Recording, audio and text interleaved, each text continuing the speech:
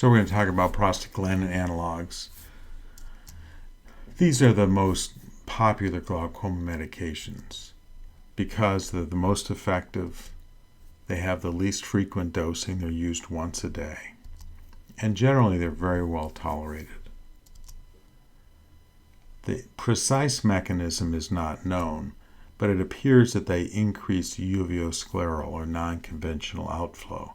So they increase flow through the face of the ciliary body, ultimately into the suprachoroidal space.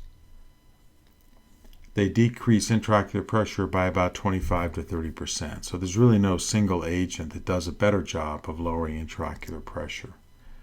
And they're indicated for all forms of open-angle glaucoma. They're not tremendously effective in primary congenital glaucoma or in angle closure glaucoma because, of course, in angle closure, the iris is not only covering the trabecular meshwork, it's also covering the ciliary body face. There's some issues with using it in inflammatory glaucoma, but I think over time we realize that mostly people with inflammatory glaucomas do pretty well with these prostaglandin analogs. And it is associated with cystoid macular edema in patients who are pseudophakic and aphakic, and so they would not be ideal candidates. Some interesting side effects: you can get iris pigmentation, as you can see here in this patient's right eye, in up to a third of patients, although I don't really feel like I see it that commonly, or at least the patients don't recognize it that commonly. Obviously, you don't see that in really, really brown irises because they're already fully brown, and you don't see it very often in eyes that are really light blue, but more in hazel or green-brown eyes. You can also get periocular skin pigmentation, and that's caused in both situations by increased melanosomes. So you don't have more melanocytes, there are no more cells, just more melanosomes within the melanocytes.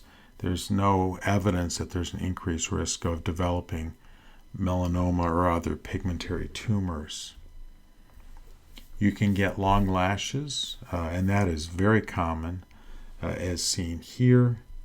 And in the slide on the left, sometimes these lashes are a bit unusual and unattractive, and they're really obvious, as you can see on the slide on the right, in people who are using these prostaglandin analogs in only one eye. And sometimes people take them in the fellow eye just to keep the eyelash length similar in both eyes.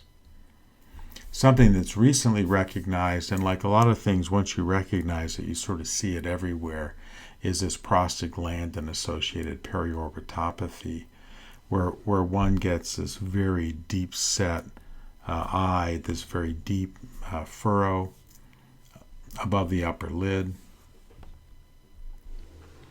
It's like the long lashes, a lot easier to see in people who are using it unilaterally. This patient has both the orbitopathy and the long lashes on the left side. This is a young woman who was in an auto accident, had glaucoma only in her left eye, and you can see that she developed this orbitopathy, and she sort of assumed it was from her trauma, but after she had a drainage tube implant and stopped her prostaglandin analog, this completely went away. One can get cystoid macular edema in eyes that are aphakic or pseudophakic, and it can reactivate herpes keratitis. In the U.S., there are 4 forms of prostaglandin analogs. Latanoprost or Zalatan was the first. The differences between them are somewhat slight. Latanoprost is perhaps somewhat less effective than bimatoprost or Lumigan, but has fewer side effects. Travoprost, Travatan Z, really is almost identical to latanoprost. It has a different preservative that might be useful in somebody who is allergic to benzalkonium chloride. And then tafloprost or Zioptan is a preservative-free prostaglandin analog. These are all used at night, Using it more than once a day paradoxically increases the pressure, so there's no advantage to going to twice a day. So these are the most potent pressure-lowering agents that we have for routine use. They're given in the evening. They are generally well tolerated. And the side effects are mostly ocular. And some, like the periorbital atrophy, are reversible. Good to know about prostaglandin analogs. They are the medicines that you'll probably reach for first for most patients with glaucoma.